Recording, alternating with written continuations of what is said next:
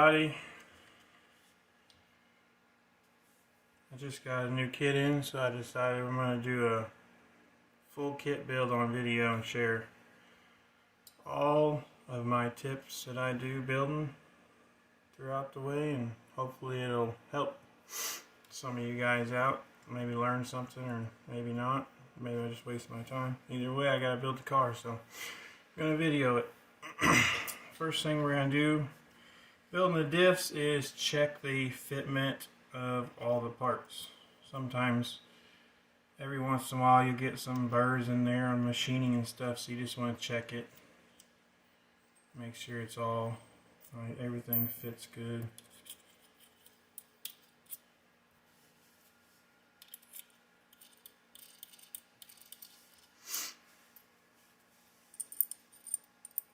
Sorry, I'm not very good at video, and so the quality of this probably won't be that great, but hopefully it's not too bad.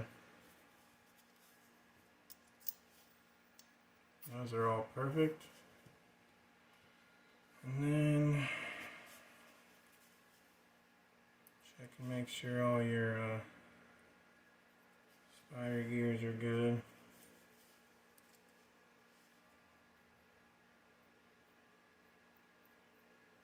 That one's a little tight. You get a tight one, just use like X-Acto or something and just clean it up. It's got some burrs in there. See? Nice and free.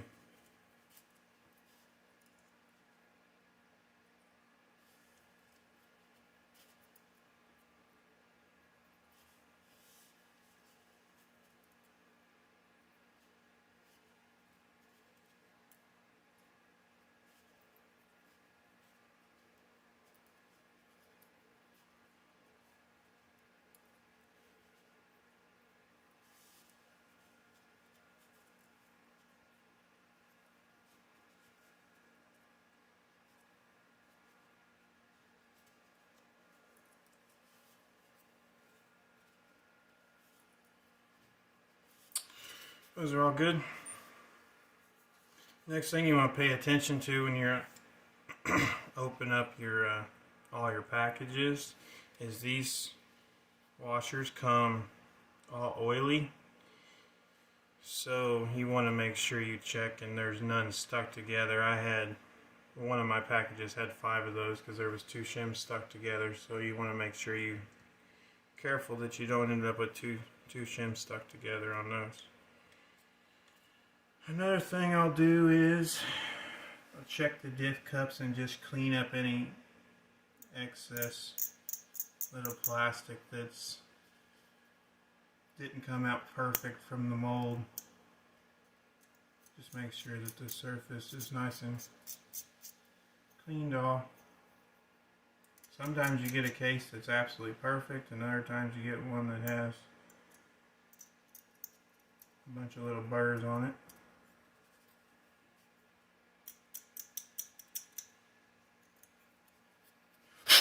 You just want to clean that up.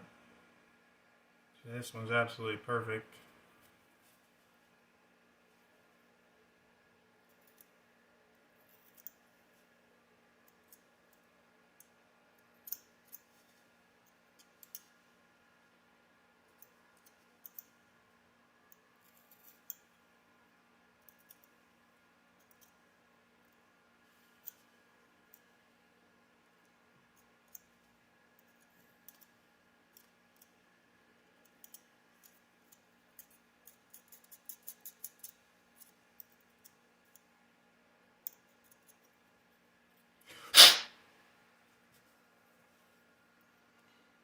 Okay, now I've done that and all that, it's time to assemble.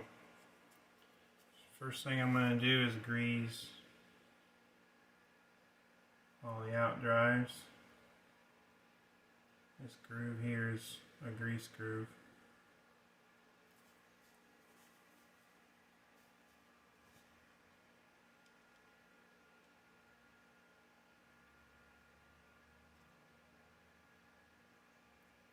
Doesn't really matter what grease you use. I use a white lithium grease, but ultimately doesn't matter too much. As long as you stay on top of your maintenance, and it'll be fine.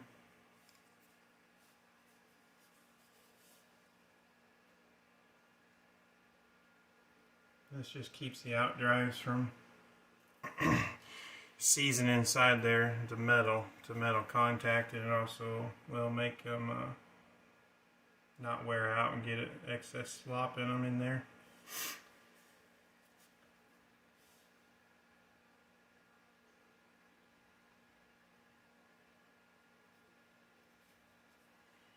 Okay, now I will put a nice round 10 little bead where the O-ring sets, and I will coat the bit where the outdrive goes through. So nice little coating there, and then where the O-ring sits. Same thing on the gear.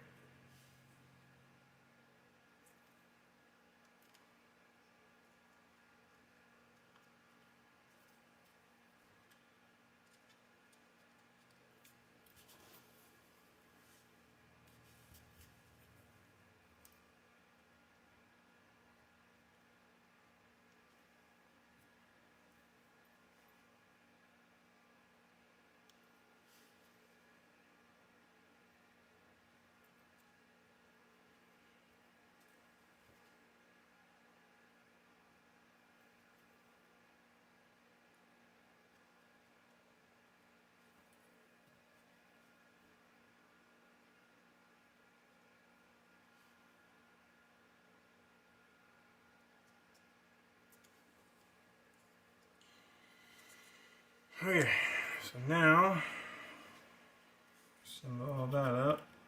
Slap some bearings on there. Just twist your outdrive and work that grease around when you push the outdrive through. Make sure that's nice and free.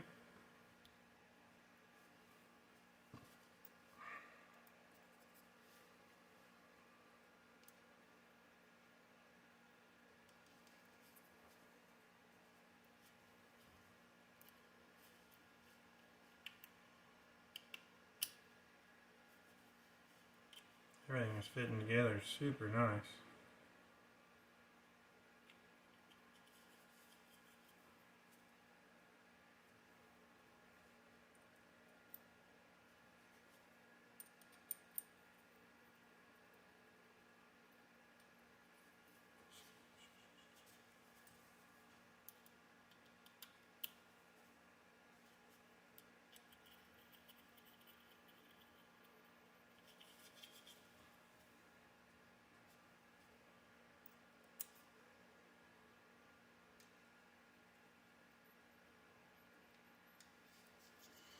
Okay, now that you've got the outdrives in, it's time to install the O-rings. So you'll have a bunch of grease on your outdrive and stuff. I leave that on there, and that way when I push the O-ring over the outdrive, it kind of just pushes all the grease down where the O-ring sits.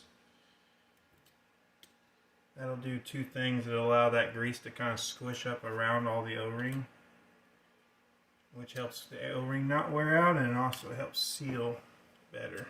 This is just a 7mm nut driver. It goes right over the outdrive and kind of can help you seat the O-ring in. Another trick to do to seat the O-ring would be, once you put your washer in there, and then you put the pin in. If I ever get the dang pin in.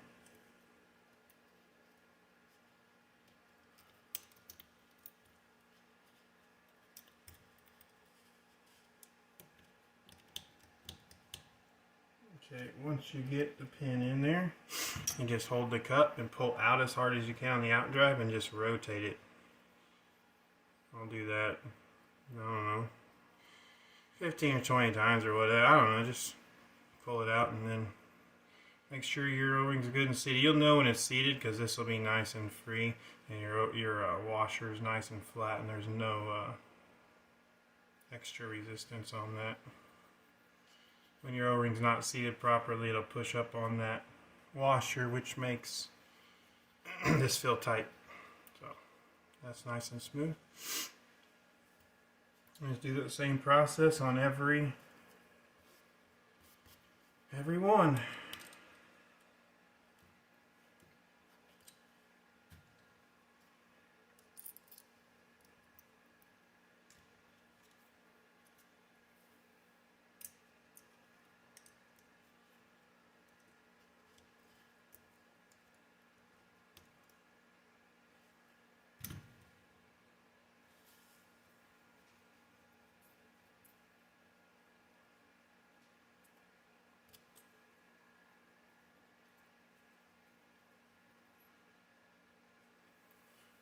A little oily where the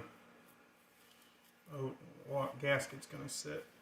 You don't want that. You want that to be dry. Go and drop that gasket on there. Set that aside.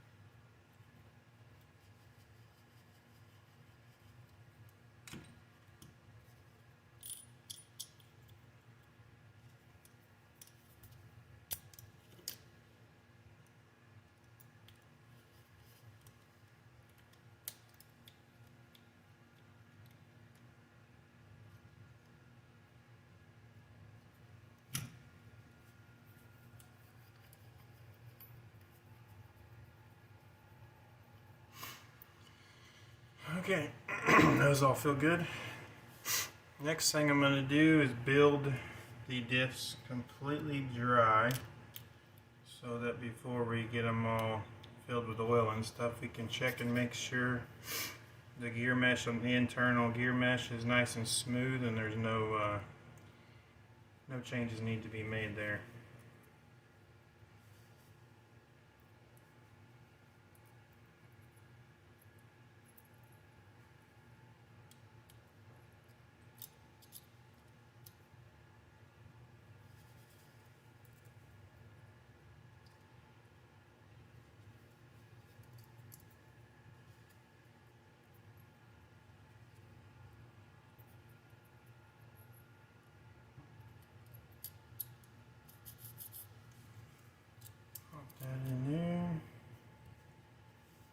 drop that top gear on there, and I'll just hold this, basically hold this tight with my hands, and just hear a tiny little jingle. That means you're not too tight on your mesh, and that's nice, and that's super smooth actually. So that one is what I would call perfect, which is shimmed exactly how it's supposed to be. Stock, that's how the manual says to do it, so that's good. I have had some that were tight and had to pull the shims out. That's why I check every single one.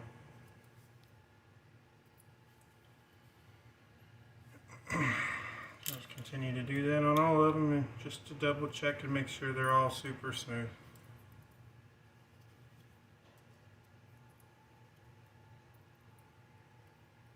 Pretty crucial in the handling of your car that the diffs are smooth and not crunchy.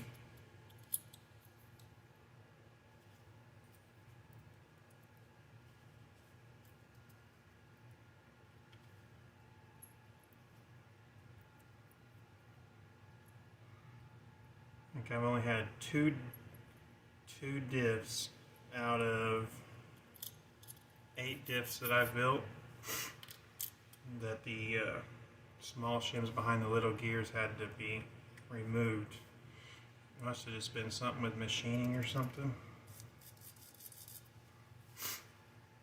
But either way, it's better just to check it and make sure that you're building it right the first time.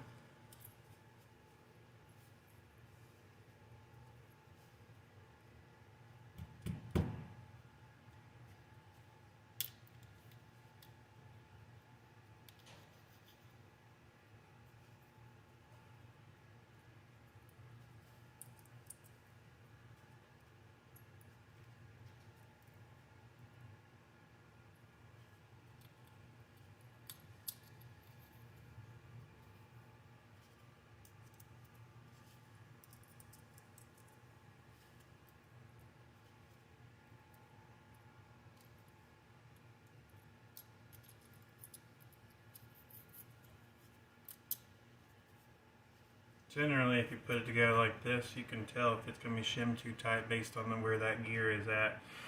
This gear should be pretty much right at the edge, like almost flush, but maybe just the tiniest bit below the surface, because you do have the gasket that's going to raise it up. So yeah, that's a good judge on how to know that that shimming is right where it needs to be. But I like to build it and shake it, because if you can't hear a rattle in there with it built dry, then you know that the gears are so tight that they can't, there's no actual play at all in the gears. So that's nice and smooth.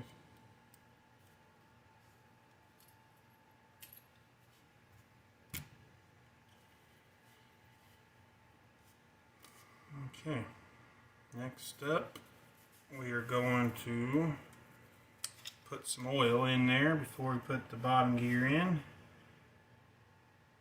I'm going to build these with 10-10-5. That's just my baseline setup. I run a lot of different fluids all over different tracks and stuff, but 10-10-5 is usually my base point. It's pretty safe, easy to drive diff setup. Since I don't even know when I'm going to run this car,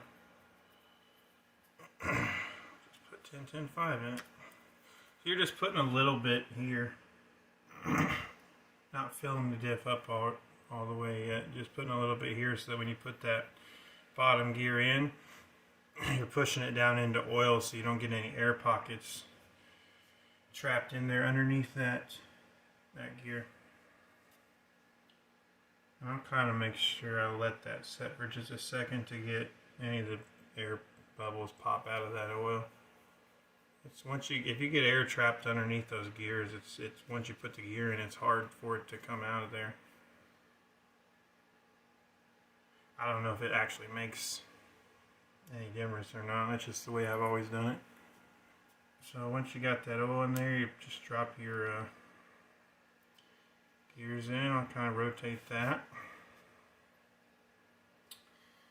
And then drop in your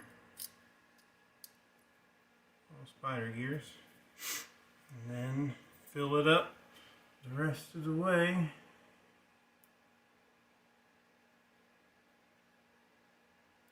Don't fill it completely full. What I do is I'll fill it about halfway up the small gear, half to 3/4.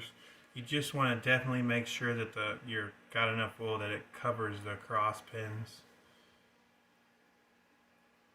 But I usually about 3/4 of the way up the small gears is what I do. And just give it just a tiny little rotate so any air that got trapped in there can find its way out. And I'll actually kind of let the oil fill in behind in those slots where the cross pins sit.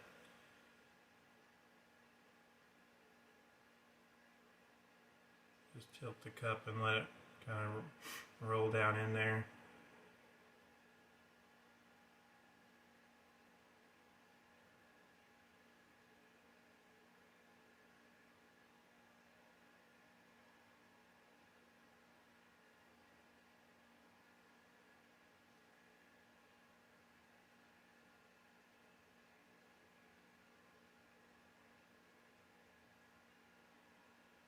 Alright.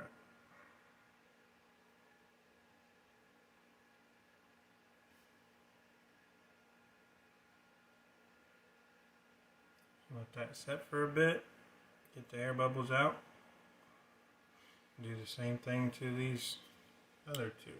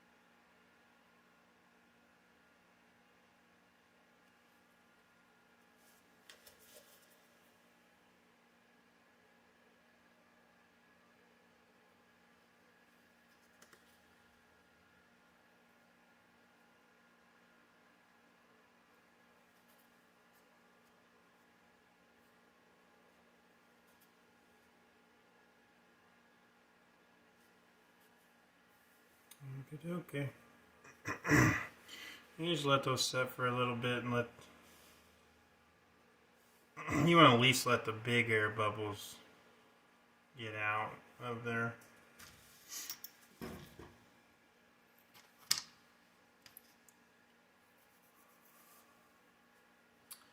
And little tiny ones that'll end up in there that take forever to get out. I haven't really noticed the difference building it with those in there, with those out of there. It's not really, doesn't seem to matter. But the big air bubbles you definitely want to let out. Alright, so then put the big gear on, and what you're looking for fluid wise is that it just comes to the edge around it, but it's not overflowing over this. So you know that you have it full. And then if it's filling up where the outdrive is going to set, I just will scoop that out because our outdrives are solid, not hollow, so there's nowhere. If you push that outdrive and fill that gap up, that's going to push that oil down in there and it's going to be over full diff. So just scoop that out a little bit. You don't want your diff to be too full because when that oil gets hot, it's going to be looking for somewhere to go. If it builds up too much pressure in there, so it can cause your diff to leak. You clean that out. You want to make sure this surface is dry where the gasket's going to go.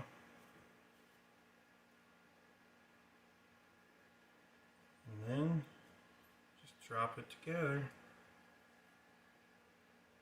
Line up the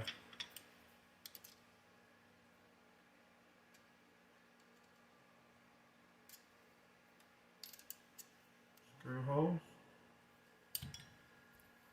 Make sure it feels good. And then screw it together.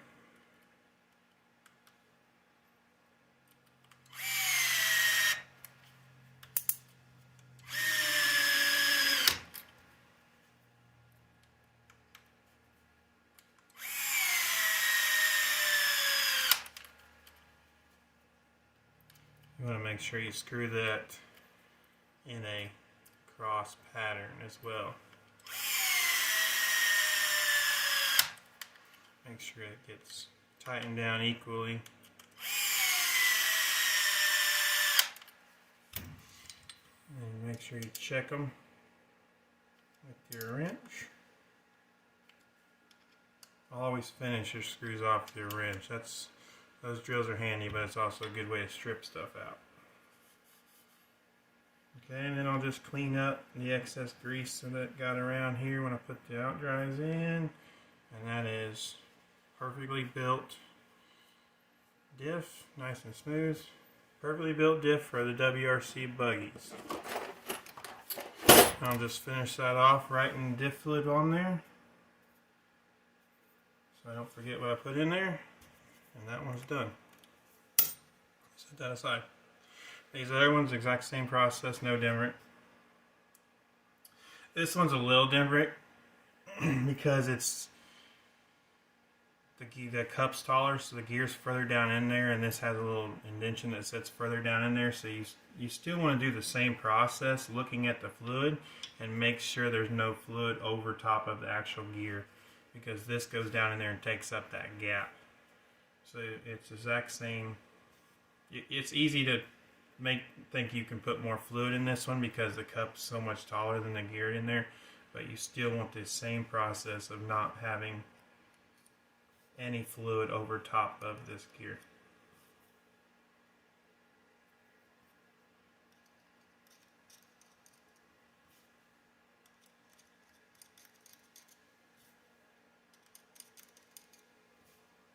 And that looks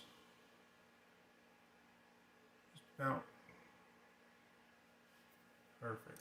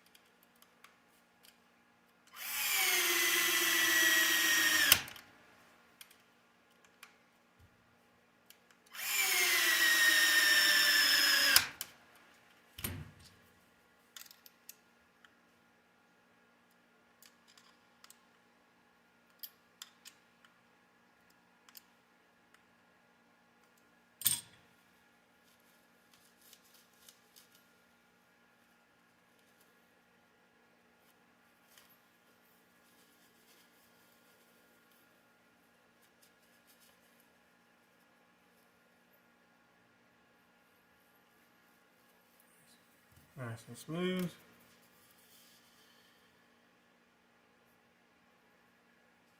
$10,000.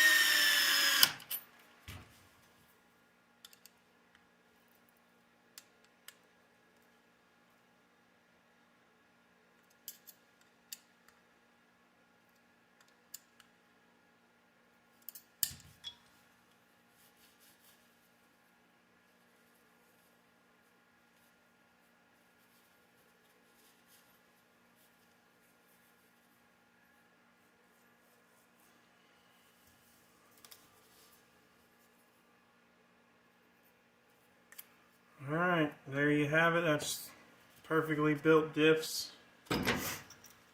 Or at least my opinion of a perfectly built set of diffs for the WRC buggy. Hopefully you guys learned something, and I will be moving on to the next video and continuing this build.